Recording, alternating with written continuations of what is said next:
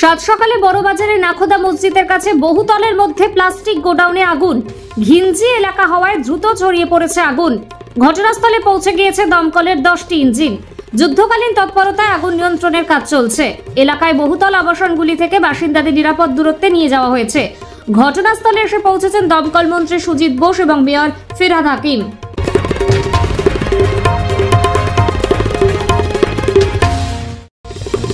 জানাবে বুঝতে পারছি না, তার পাশাপাশি যেহেতু প্লাস্টিক পদার্থ ছিল পাশাপাশি এগুলো আগুন ধরে গেছে।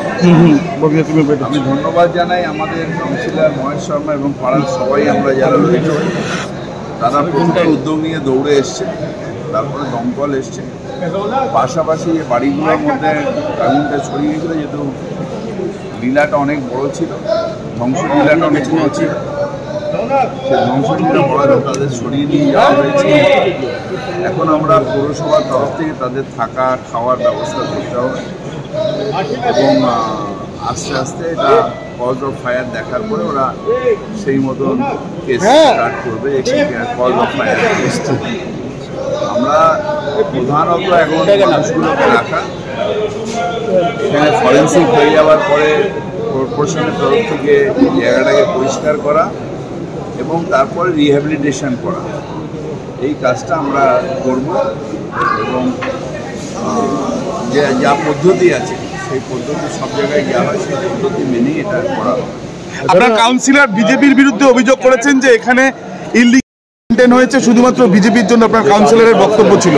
এখানে কিছু খবর পেলেন? কাউন্সিলর ছিল, এগুলো নিয়ে এখন ওগুলো ইন্সপেকশনের ব্যাপার আছে, সেগুলো আমাদের প্রসেস অনুযায়ী হবে।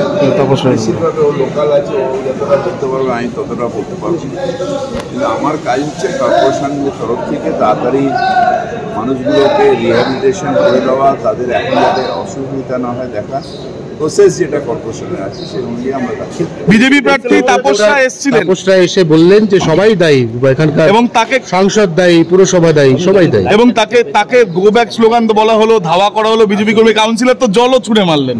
আসলে প্রবলেম হচ্ছে যে ইলেকশন নতুন নতুন দাঁড়ানোর পরে যখন কেউ নতুনভাবে ওইদিকে যায় না, সে বেশি ভাবুক। এখন তাপসদার সমস্যা হয়েছে যে একবার রেড হওয়ার পরে ভয় পেয়ে গিয়ে ওদিকে গেছে। এখন ওরা যদি আবার রেগে যায় তাহলে যাবে না, সেই ভয় উনি করছেন। আমরা আমাদের কাজ করবো, ওকে যা বলার। শেষ প্রশ্ন হচ্ছে, ঘিঞ্জি এলাকা একদম গলির মধ্যে এলাকা, সেখানে একটা গোডাউন ছিল, এটা বড় বাজার। এখানে আজকে নয়, কয়েকশো বছর ধরে এরকমভাবে কারোবার চলছে।